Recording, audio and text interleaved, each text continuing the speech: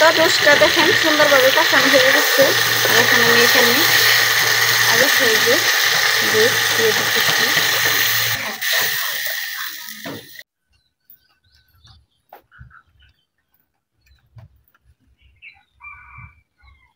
আসসালামু আলাইকুম, আশা করি সবাই ভালো আছেন। আজকে রান্না করব দেশি মুরগির রোস্ট।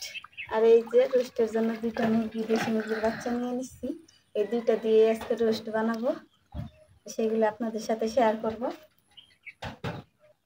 আর সাথে জানি কি দেখা যায়, এগুলো দেখালে না কি আছে? এখানে আরেকটা আছে মোরগ, এটাও রান্না করব।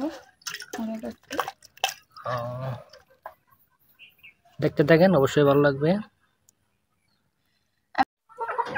আমরা গ্রামে থাকি তো, যার কারণে রোস্ট খাওয়া হয় না, বা অন্য যেসব জিনিস বাসা বাড়ির মানুষ খায় সেগুলোও খুব একটা খাওয়া হয় না। আর আজকে আমি দেখেন রোস্ট রান্না করব, যার কারণে এই যে এই সাইজ করে আমি মুরগিগুলো কাইটা নিচ্ছি। আমার সবগুলো মুরগি কাটা শেষ। এখন আমি এইগুলো পরিষ্কার মতো ধুয়ে রান্না বসাই দিব।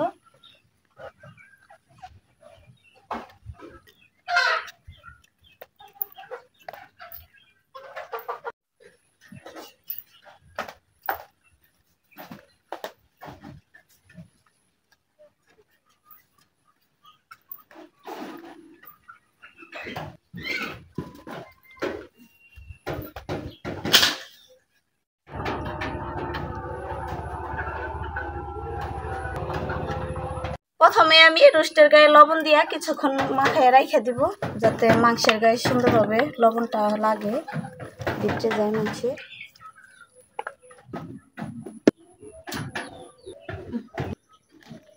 এখানে আমি দুইটা গুঁড়া দুধের প্যাকেট নিয়ে নিচ্ছি রোস্ট দেওয়ার জন্য। আমি পেঁয়াজগুলো বেরেস্তা করে নিব।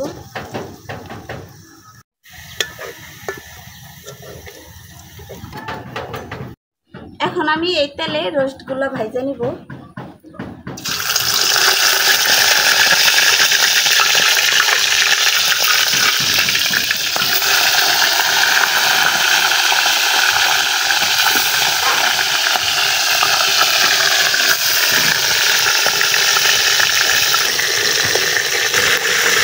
আমার রোস্টগুলো ভাজি করা হয়ে গেছে, এখন আমি খেয়ে ফেলাবো।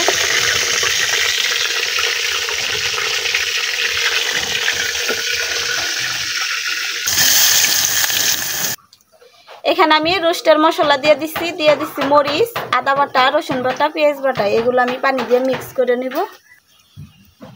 দিয়ে দিতেছি লবণ, আর দিয়ে দিতেছি টক দই। মশলাটা সুন্দরভাবে কষানো হয়ে গেছে। এখন এই যে মিটো টমেটো দিয়ে দিতেছে, টমেটো সস। আইসা পড়ছে বৃষ্টি, দেখেন দৈরে দৈরে বাইজা গেছে। বাইরে রান্না করার এই হলো সমস্যা। চালু করে ওটা, বৃষ্টি আইসা পড়ছে। নেও নেও নেও নেও, চালু করো। আসবো, আইসা পড়ছে, আর কিছু করার নাই। বৃষ্টির দিনে এই হলো সমস্যা, বাইরে রান্না করা অনেক কষ্টকর।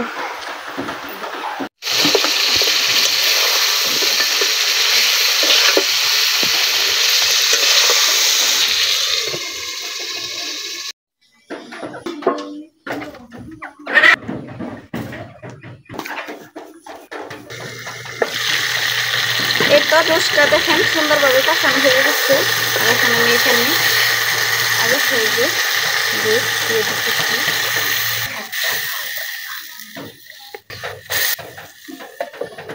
কালা নীল দুধ এটা।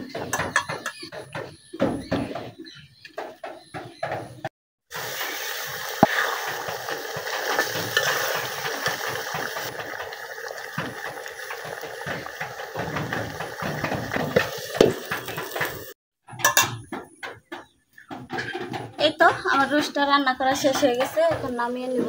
আর এখন আমি রান্না করবো মোরগের মাংস।